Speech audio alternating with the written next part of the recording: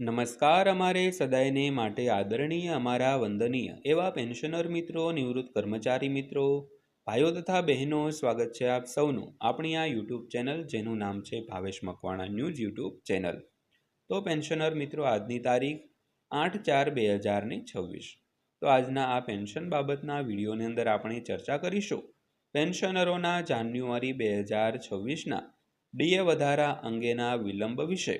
નિષ્ણાંતોએ આપ્યા છે સચોટ જવાબ. તો ખાસ કરીને જે જાન્યુઆરી 2026થી ડીએ વધારો થવાનો છે, તો તેમાં વિલંબ શા માટે થઈ રહ્યો છે તેને લઈને ઘણા નિષ્ણાંતોએ પોતાના મંતવ્યો અને જવાબો આપ્યા છે.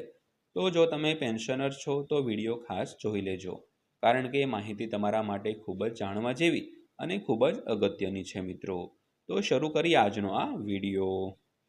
તો વાત કરીએ તો ઘણા લોકો માટે આ સમયે ડીએમાં વધારો થવાની શક્યતા લગભગ છે, પરંતુ હજુ સુધી કોઈ જાહેરાત ન થતાં વિલંબ એક સરળ પ્રશ્ન ઊભો કરી રહ્યો છે. એટલે કે શું આ સામાન્ય છે કે આ વખતે કંઈક અલગ છે મિત્રો? તો ખાસ કરીને જે ડીએ વધારો થવાનો છે પરંતુ હજુ સુધી જાહેર નથી થયો, તો વિલંબ વિશે એક સરળ પ્રશ્ન છે તે થઈ રહ્યો છે કે શું આ સામાન્ય વાત છે કે આ વખતે કંઈક અલગ થવાનું છે મિત્રો? તો શું અલગ થવાનું છે તે આજના વિડીયોમાં આપણે ચર્ચા કરીશું. તો આજનો વિડીયો તમે ખાસ કરીને અંત સુધી જોઈ લેજો. તેમજ હજી સુધી આપણી આ ચેનલ તમે સબસ્ક્રાઈબ ન કરી હોય તો આવી જ માહિતીઓ રોજે રોજ મેળવવા માટે આપણી આ યુટ્યુબ ચેનલ પણ અત્યારે જ સબસ્ક્રાઈબ કરી લેજો મિત્રો. તો વાત કરીએ તો ઘણા કેન્દ્રીય સરકારી કર્મચારીઓ અને પેન્શનરો માટે જાન્યુઆરી 2026ના મોંઘવારી ભથ્થા એટલે કે ડીએમાં વધારાની રાહ સામાન્ય કરતાં વધુ લાંબી લાગવા લાગી છે. તો માર્ચ મહિનામાં જ્યારે સુધારાની જાહેરાત સામાન્ય રીતે કરવામાં આવે છે, તો તે પહેલેથી સમાપ્ત થઈ ગઈ છે અને હજુ સુધી કોઈ અપડેટ નથી.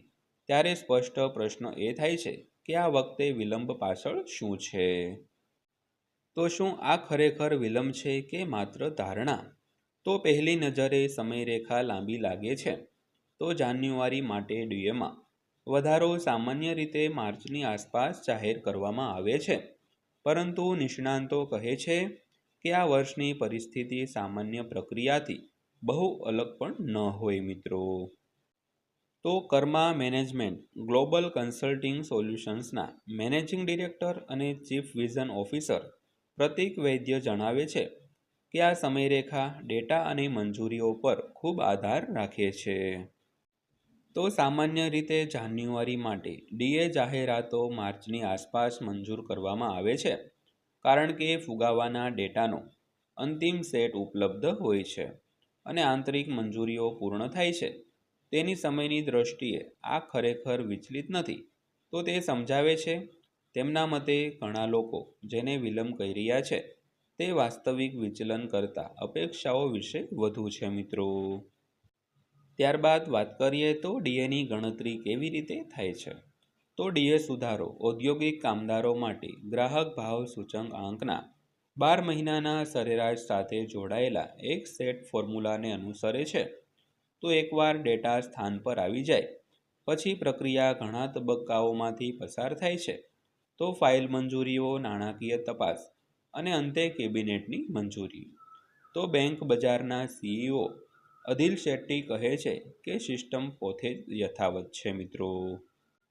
તો એપ્રિલ 2026ના ડીએ વધારાની જાહેરાત વિલંબ સામાન્ય સમયરેખાની બહાર થોડો છે, પરંતુ તે કોઈ નીતિગત પરિવર્તનનો સંકેત આપતો નથી. તો ડીએ સુધારાઓ CPI-IWના 12 મહિનાના સરેરાશ પર આધારિત સ્પષ્ટ ફોર્મ્યુલાને અનુસરે છે તેવું તે કહે છે. ત્યારબાદ વાત કરીએ તો કર્મચારીઓ કેવા પ્રકારની હાઇકની અપેક્ષા રાખી શકે છે. તો અપેક્ષિત વધારા અંગે થોડા અલગ અલગ મંતવ્યો છે, પરંતુ બંને સામાન્ય શ્રેણીમાં રહે છે.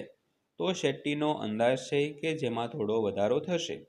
તો ડેટા પહેલેથી જ 2%નો સાધારણ વધારો દર્શાવે છે, જે દર લગભગ 60% સુધી લઈ જશે.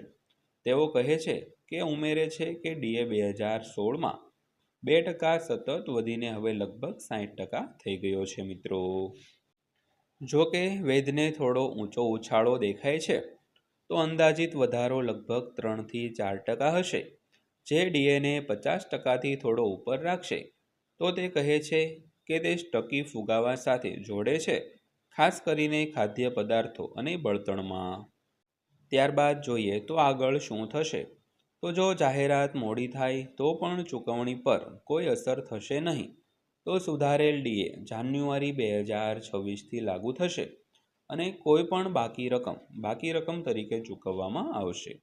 તો શેટ્ટી સમજાવે છે તેમ એકવાર સૂચિત થયા પછી વધારો જાન્યુઆરી 2026થી પાછલી અસરથી લાગુ કરવામાં આવશે અને બાકી રકમ સંપૂર્ણ ચૂકવવામાં આવશે. તેથી સમય થોડો વિલંબિત હોવા છતાં પરિણામ ટ્રેક પર રહેશે મિત્રો.